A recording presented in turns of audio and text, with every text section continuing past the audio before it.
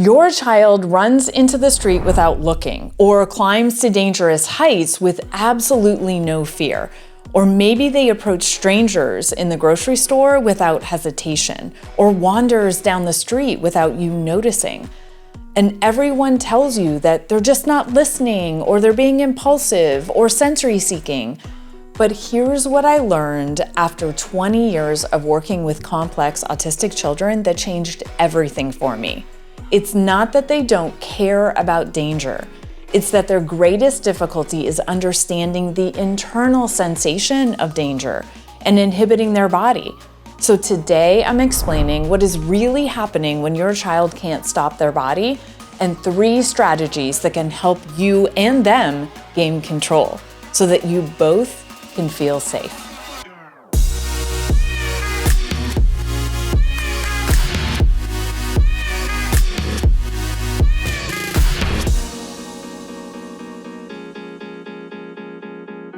Hi, I'm Dr. Dana Johnson. I'm an OT with a PhD in child mental health and development, and I help parents of complex autistic children understand what's really driving their child's challenges. Okay, so let's talk about what's going on inside your child's body. It's called whole body apraxia, and I have tons of videos on whole body apraxia, so be sure to check those out if you want a more in-depth explanation. But for this video, whole body apraxia, it is the difficulty with moving the body on demand, even though your child understands what you're asking them to do.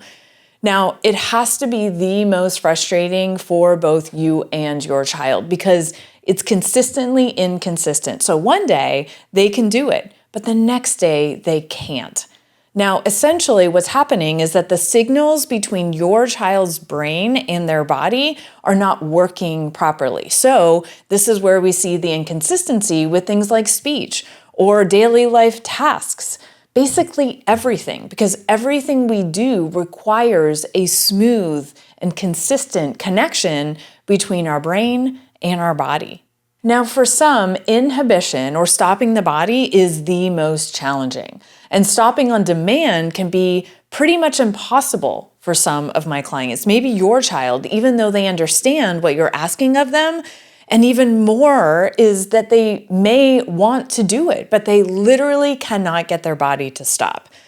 Now, the other piece of that is what's called interoception, which is our body's internal sense, and it's tied to our emotion. So that sense in your child may be too quiet. And so they don't actually get that same fear sense that we do. Now, obviously, this can make life really risky and very anxiety-provoking for you.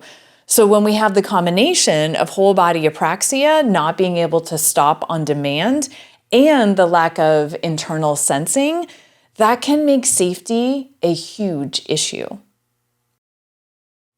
Okay, so what can you do? What are some strategies that can help your child gain better control of their body and for you to have a lot less anxiety and stress? Well, number 1 is working on inhibition with practice. Now, it takes practice because it requires your child to be more regulated and to work through movements with intention. And every single client that I work with, I use strategies in a different way because inhibition looks different in every single one of my clients. Now, we have to do this, like I said, when your child is regulated, not in the moment in the middle of the parking lot when there's lots of traffic. We have to practice it in a more controlled space. Now, I want to show a video clip of me working with one of my clients just to demonstrate this. He's 5 and he struggles with keeping his body from running all over the place, especially when he's out in the environment with his family in public. It's really, really hard and it's becoming a significant issue with the entire family and stress. It's very, very stressful. Now, this exercise, I want you to watch first. I want you to observe me coaching his body to move. And what I'm doing is I'm asking him to move from one colored circle to the next. So we go back and forth. But what I want him to do is pause his body. Now I say for 3 seconds, but that's actually really hard for him. And then lastly, I want you to listen for how I co-regulate him. Because like I said initially, if we're not regulated, we can't learn new motor plans. And your child isn't an exception. If your child isn't regulated, which they rely on us a lot of the times to regulate them, then this is going to be even harder. So just listen for what I do. Okay, let's play the video. Step, step, step, step, step. Nice, right there. Okay, ready? Get your feet there. Get your feet there. Ready? 1, 2, 3, 4, and all the way over. Yeah, 1. Oh, get your feet there. Get your feet there. Yeah. 1, 2, 3. Okay, one more time. Let's go to the blue. Ready? All the way to the blue. And pause. Ready? Up, up, up, up. Stand. Get your feet there. Get your feet there. 1, 2, 3, 4, 5. All the way over to the purple. All the way. Yeah. Stand on that purple. Get your feet there. Get your feet there. Yeah. Let's bring your feet up. All the way up. All the way. All the way. Go. All the way. All the way. Get up, up, up. Nice. Nice. Right there. Awesome. Awesome. Ready? And all the way to blue. Ready? All the way up, up, up, up. Yep. You got it. Here we go. Bring your body up. You can do it. Okay. As you can see, it's messy. And that's okay. It's absolutely fine that it's messy because remember, whole body apraxia is consistently inconsistent. So one day it's going to look great and the next day it's not going to look so great. But with more practice and the consistency of that practice, he will gain better control of his body. Your child will gain better control of their body and this will get easier and easier. Okay, strategy number 2, my very favorite, exercise. Now, why exercise? Well, it supports intentional motor planning. And as I've mentioned in many other videos, exercise supports building this intentional movement, but also supports regulation, lifting, pushing, pulling heavy objects, builds body awareness, which this helps build interoception and our internal awareness. I have a full video on interoception that I will link below if this is absolutely new to you, so you can check that out for all the information related to interoception. Now, I want to show another video as I coach the same client to push a plyo box. Now, this is providing a ton of input through his entire body, giving body awareness and building control. Now, he again is working so hard because his body wants to do everything fast and I'm making it slow down. Now, I have to co-regulate with him really, really hard because his body wants to go fast. I'm making it work hard. That's going to cause more dysregulation or has the potential to cause dysregulation.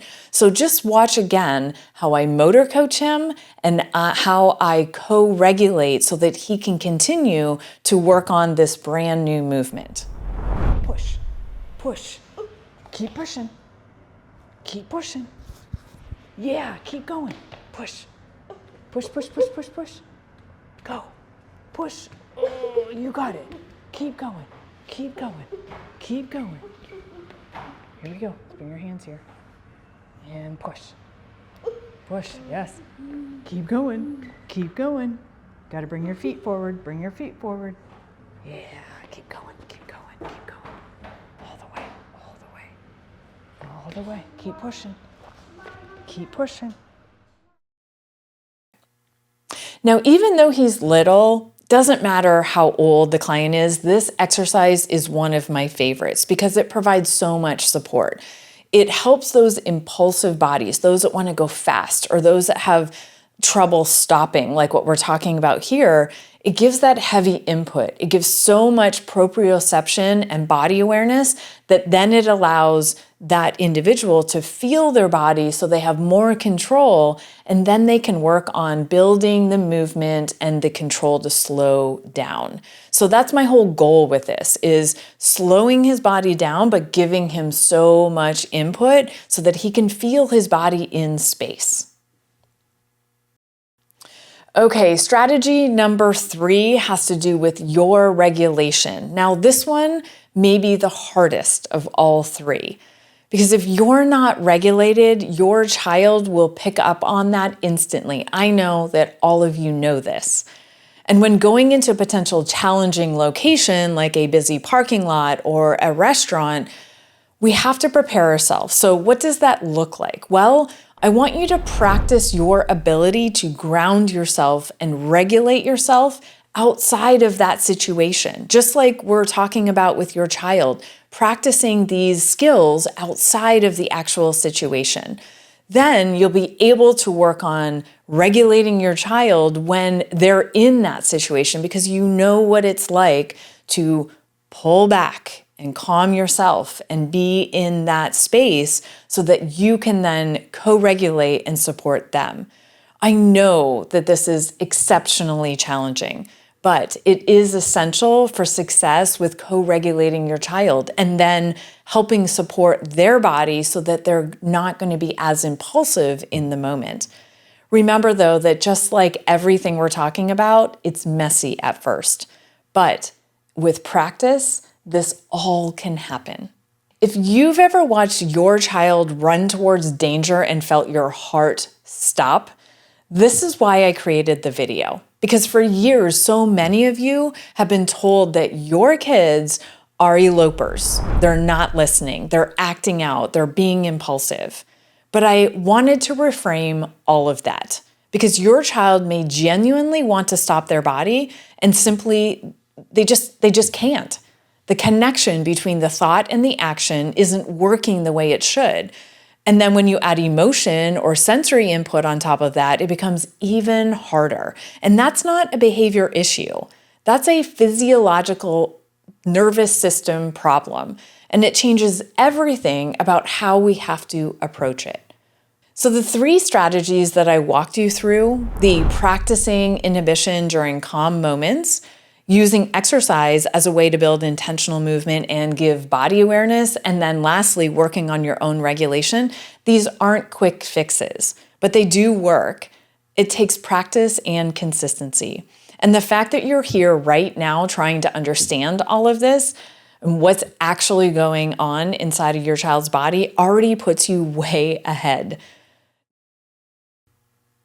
Now, I want to hear from you. Has your child ever been labeled as an eloper? They're just being impulsive, or they're being attention-seeking, but you knew that there was something deeper going on? Tell me in the comments. This community is full of parents who get it, and I love to hear about all the strategies that have worked, but then also those strategies that may not have worked. Because as a community, we can support and help each other. If this video helped things click for you, then save it and share it with a parent who needs to hear this. And subscribe, because next week I'm going to dive even deeper into what's going on with your child's nervous system and what you can actually do about it. You're asking the right questions. Keep going, because you're doing an amazing job. Thank you, and I will see you on the next video.